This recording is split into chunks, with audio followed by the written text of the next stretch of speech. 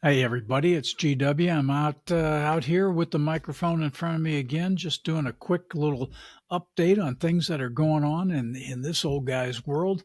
It's got to be kind of an interesting day. Been had an interesting week. Had I'm not sure if it was a bad cold or a little case of something, maybe the RSV. I don't know what it was, but been under the weather for the last 3 or 4 days. Got to tell you, don't like doing that. I mean, it's just uncomfortable. And as I just said on my podcast, there's nothing worse than being a little uncomfortable. My wife will tell you that if I am a little uncomfortable, I get grumpy and grouchy, and people don't like to be around me. Well, I like to be around me, but nobody else does. So it really does make a difference when whether or not you're comfortable, not comfortable, how all that goes. So when you talk about discomfort, though, my gosh, the people that Hurricane Helene, just a week ago came through and just knocked everything sideways, and Asheville, which I got to tell you, I've been to Asheville several times. I recognize some of the hotels and things that are there that are just not in the same shape they were when I was there. And it's just a beautiful area of the world. And you look at that, and I've got to tell you that when I'm driving there, I had no thought of a flood of that magnitude being any type of threat to that area. I mean, I just wouldn't have considered that as I was driving through, even if I was driving through in a rainstorm and saw that the creeks were rising.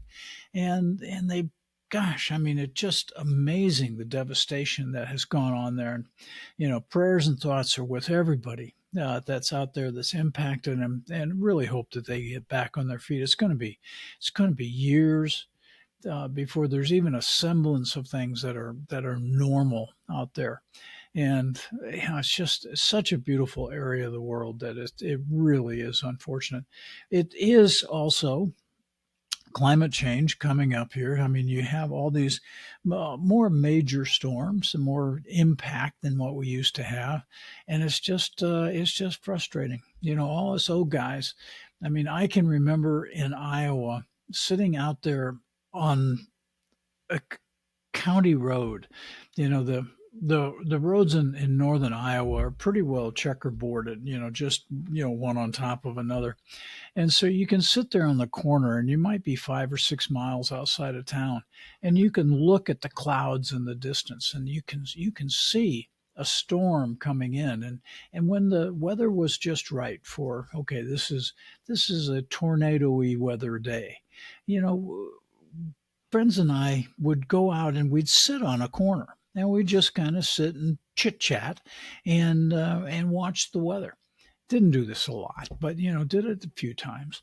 And one time, as we're sitting there, you look at the cloud bank in the distance, and all of a sudden, a couple, three puppy dog tails came down out of the cloud bank, and I'm not sure they ever touched the ground, but they were wobbling around.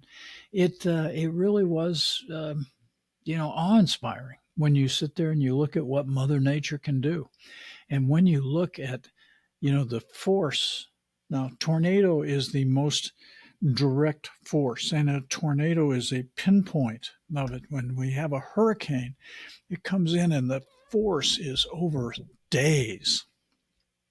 So much worse damage than in a hurricane or in a tornado. Sorry. And really do feel bad for the people that are there. So anyway, I just hopefully it all works out, and the government supports them like they should.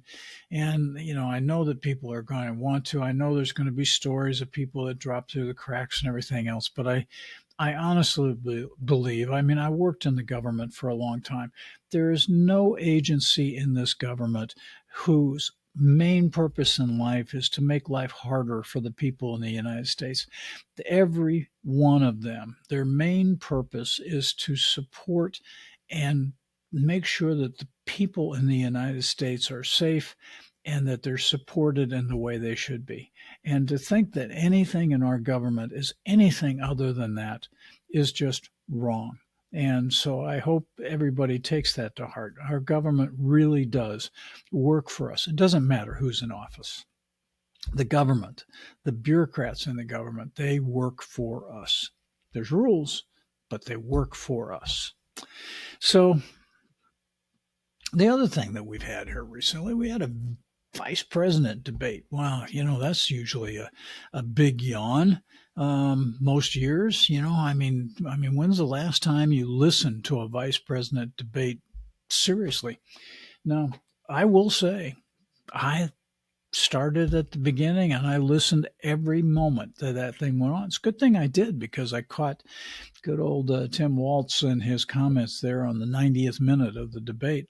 But I am not a fan of Trump and Vance, and my support, for whatever it's worth, I would support Harrison and Walz. But I got to tell you, it's Vance was an interesting guy on that platform. He was polished. He was well spoken. He didn't seem to be intimidated by the moment by any stretch of the imagination. You really have to applaud him for the efforts that he did. Now, he is hamstrung because his running mate is an idiot. And so he is hamstrung by having to follow certain policies that his running mate, basically is saying, this is the way we're going to do this. Hence the answer that he gave in the 90th minute.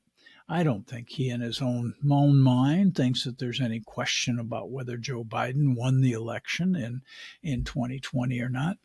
But Trump can't say that, so neither can he. So he has an answer. It's unfortunate. But if you have rules of debate, which I was never a debater, but I understand that there's very specific rules of, are you able to take a point? Are you able to take this point and able to pivot, that point to another point that you want to talk about? I remember a guy in high school, big, strong, athletic guy. He came in and it was a speech class, and he was supposed to give an extemporaneous speech. And they came up there and they gave him some, foolish topic, and said, "Here, talk for 3 minutes." And he got to about the 45-second mark, and he goes, "Well, that takes us to weightlifting," and he finished out his speech talking about weightlifting. So you got to be able to pivot to that thing that goes on and works that part of the sequence. It really is difficult to sit there and say, well, I think that Vance won it, because I don't think he won. He was the better debater, if you want to by the rules of debate.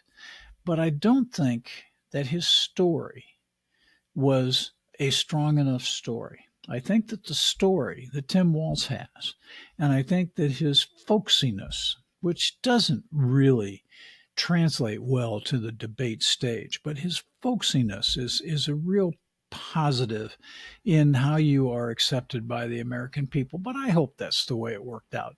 So anyway, the election's coming up. We're about a month off. Going to be interesting. It's going to be, I hate to say it, it's like the third, fourth election cycle in a row that I've said, okay, this really kind of depends. How this goes really depends on how our country is going to go in the future. So you all take care. And remember, sign in below. I'm GW. Subscribe, follow, do whatever you got to do. Send money. It's all good. And, have a good week. We'll talk to you next time.